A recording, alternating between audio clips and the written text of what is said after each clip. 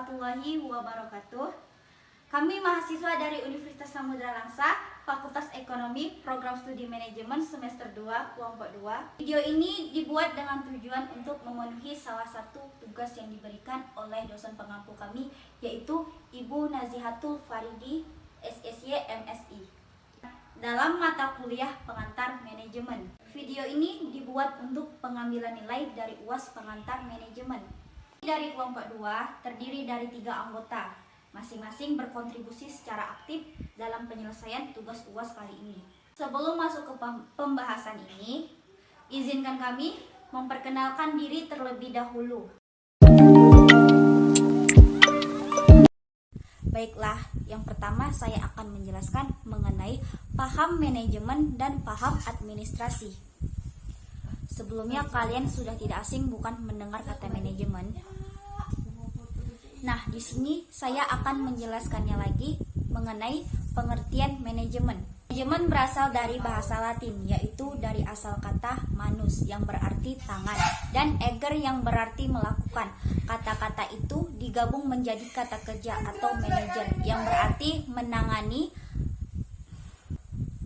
Manajer diterjemahkan ke dalam bahasa Inggris dalam bentuk kata kerja to manage untuk orang yang melakukan kegiatan manajemen. Manajemen pada akhirnya diterjemahkan ke dalam bahasa Indonesia menjadi manajemen atau pengelolaan. Jadi, manajemen secara umum adalah sebuah proses merencanakan, mengorganisasikan, mengarahkan, dan mengendalikan kegiatan untuk mencapai tujuan organisasi secara efektif dan efisien dengan menggunakan sumber daya organisasi. Adapun pengertian manajemen menurut para ahli, yaitu yang pertama, menurut Stoner. Menurut beliau, manajemen adalah proses perencanaan, pengorganisasian, memimpin, dan mengawasi usaha-usaha dari suatu organisasi dan dari sumber-sumber organisasi dan dari sumber organisasi lainnya untuk mencapai tujuan yang telah ditetapkan. Yang kedua yaitu menurut SP Hasibuan. Menurut beliau, manajemen itu adalah ilmu dan seni yang mengatur proses pemanfaatan sumber daya manusia dan sumber-sumber lainnya secara efektif dan efisien untuk mencapai tujuan tertentu. Yang ketiga yaitu menurut Profesor Oil-Yang Lee. Menurut beliau, manajemen adalah suatu ilmu dan seni yang merencanakan, mengorganisasikan, mengarahkan, mengorganisasikan, dan mengawasi tenaga manusia dengan bantuan alat-alat untuk mencapai tujuan yang telah ditetapkan. Adapun proses manajemen mencakup 4 hal.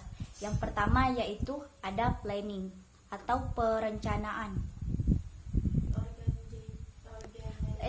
Proses manajemen ini mencakup upaya memikirkan rencana untuk mencapai tujuan perusahaan. Yang kedua ada pengorganisasian atau organizing. Proses manajemen ini untuk menetapkan cara terbaik dalam mengatur sumber daya dan aktivitas perusahaan menjadi struktur yang logis. Yang ketiga ada pengarahan atau actuating. Pengarahan adalah proses pengarahan dan pemberian motivasi kepada karyawan untuk melaksanakan tugas yang diberikan manajer. Dan yang terakhir nomor 4 yaitu pengendalian atau controlling. Pengendalian adalah upaya manajer untuk memeriksa atau mengevaluasi serta memastikan bahwa semua aktivitas dan tugas yang diberikannya berjalan sesuai rencana. Yang kedua yaitu ada pengertian administrasi. Kata administrasi berasal dari bahasa Latin yaitu administrare. Dalam bahasa Inggris, administrasi yaitu administration yang berarti melayani, memenuhi, mengatur, dan menyelenggarakan suatu usaha atau suatu organisasi atau lembaga dalam mencapai tujuannya secara intensif. Jadi, administrasi dapat diartikan sebagai usaha bersama untuk mendayagunakan semua sumber baik personil maupun material secara efektif dan efisien untuk mencapai tujuan tertentu.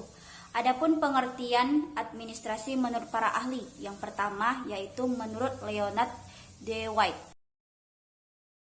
Adapun pengertian administrasi menurut para ahli, yang pertama yaitu menurut Leonard D. White.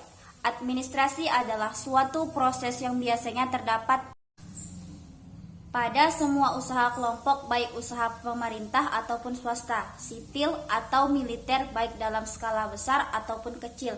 Yang kedua ada Herbert Simon. Administrasi adalah kegiatan dari kelompok orang-orang yang bekerja sama untuk mencapai tujuan bersama. Dan yang ketiga yaitu menurut Suwarno Hadayaningrat dalam bukunya Pengantar Studi Ilmu Administrasi dan Manajemen. Administrasi adalah suatu kegiatan yang meliputi catat-mencatat, surat-menyurat, pembukuan ringan, ketik-mengetik, agenda, dan sebagainya yang bersifat teknis ketata-usahaan. Baiklah, selanjutnya akan disampaikan oleh Helsa Nurma. Ada kesamaan konsep antara manajemen dan administrasi. Yang pertama itu ada kesamaan sifat. Dalam kesamaan sifat itu terbagi menjadi 5. Yang pertama ada bersifat seni dan ilmu. Yang kedua ada dinamik. Yang ketiga ada integratif. Yang keempat ada bersifat normatif. Dan yang kelima ada bersifat teleologi.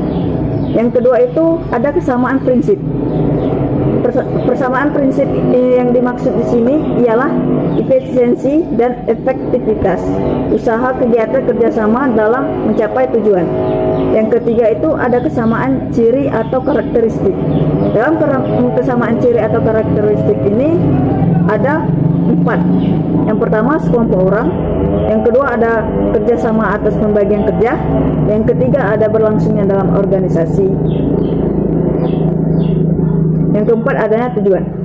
Nah, dan yang keempat itu ada kesamaan sarana. Dalam kesamaan sarana ini ada beberapa. Yang pertama ada orang, ada metodenya, ada peralatannya, ada uang yang harus dikeluarkan, ada mesin, dan yang lain-lainnya.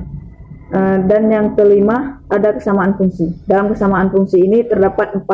Yang pertama itu ada perencanaan, yang kedua ada pengorganisasian, yang ketiga ada penggerakan, dan yang kelima ada pengawasan. Adapun perbedaan manajemen dan administrasi. Yang pertama, manajemen adalah cara sistematis dalam mengatur orang dan hal-hal di dalam organisasi. Sedangkan administrasi adalah sebagai suatu tindakan mengelola keseluruhan organisasi oleh sekelompok orang. Yang kedua, manajemen adalah aktivitas pada tingkat fungsional dan bisnis, sementara administrasi adalah aktivitas pada level tinggi. Yang ketiga, manajemen memainkan peran eksplisit di organisasi, tidak seperti administrasi yang memiliki peran menentukan. Yang keempat, administrasi menentukan semua keputusan penting dari organisasi, sementara manajemen membuat keputusan di dalam batas yang ditentukan administrasi. Yang kelima atau yang terakhir, ada suatu kumpulan orang yang merupakan karyawan dari organisasi secara kolektif disebut sebagai manajemen. Di sisi lain, administrasi mewakili pemilik dari organisasi. Adapun selanjutnya ada Bapak Ilmu Manajemen dan Teori Manajemen Modern. A. Bapak Ilmu Manajemen.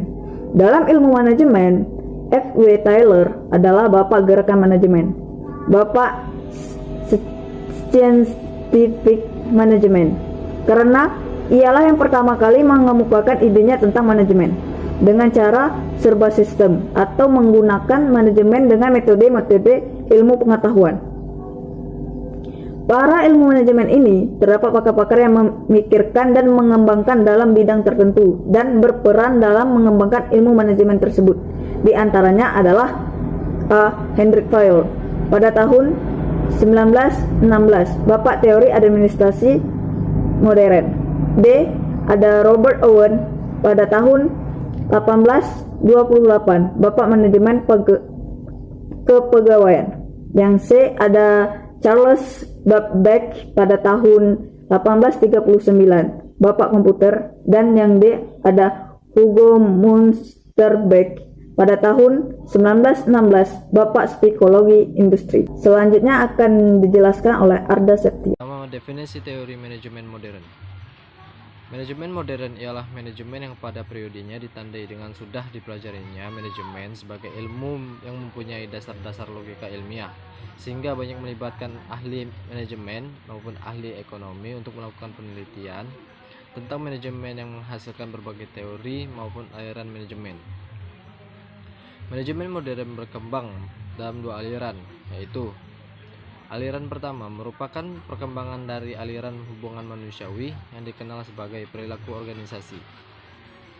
Yang kedua dibangun atas dasar ilmiah, dikenal sebagai aliran kuantitatif atau operation research, dan manajemen sains atau manajemen operasi. Lalu tokoh-tokoh dalam aliran manajemen modern. Yang pertama, Robert Black dan Jane Mountain. Dia membahas 5 gaya kepemimpinan dan kisi-kisi manajerial. Yang kedua, Frederick Herzberg, yang mengemukakan teori motivasi higienis dan teori 2 faktor. Yang ketiga, Douglas MacGregor, yang terkenal karena mengemukakan teori X dan teori Y. Ellen A. Benoist seperti halnya Stephen P. Robbins melakukan pemetaan atas perkembangan pemikiran manajemen. Benoist membaginya menjadi 5 kategori perkembangan pemikiran, yaitu yang pertama, Classical School of Management atau aliran manajemen klasik.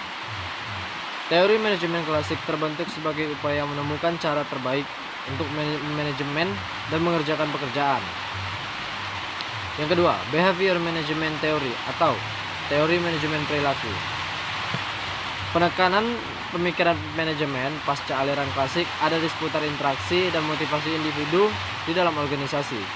Pemikiran manajemen yang terkandung di dalamnya adalah peranan psikologi dan meningkatkan produktivitas. 3.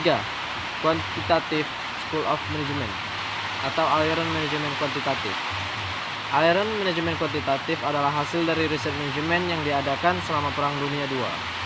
Pendekatan kuantitatif atas manajemen melibatkan penggunaan teknik-teknik kuantitatif seperti statistik, model informasi, dan simulasi komputer untuk membaguskan proses pembuatan keputusan. 4. Contingency School of Management atau aliran manajemen kontingensi. Tindakan manajemen yang diharapkan dan pendekatan yang digunakan bergantung pada situasi. Sebab itu, aliran kontingensi juga disebut atau aliran situasional. 5. Quality School of Management atau aliran manajemen kualitatif. Aliran manajemen kualitas adalah konsep menyeluruh seputar leading dan operating sesuai organisasi. Ia dimaksudkan guna meningkatkan performa kerja organisasi secara terus-menerus dengan fokus pada customer seraya sensitif terhadap kepentingan para stakeholder. Kesimpulannya, perkembangan teori manajemen dimulai dari teori manajemen klasik dengan pemikiran manajemen ilmiah dari F.W. Taylor dan berkembang dengan pemikiran-pemikiran para pakar pada bidang-bidang tertentu guna mewujudkan metode terbaik untuk melakukan tugasnya. Sekian dari materi yang saya sampaikan. Baiklah, sekian presentasi dari kelompok 2. Lebih dan kurangnya mohon maaf. Kami akhiri dengan wabillahi taufik walhidayah. Wassalamualaikum warahmatullahi wabarakatuh.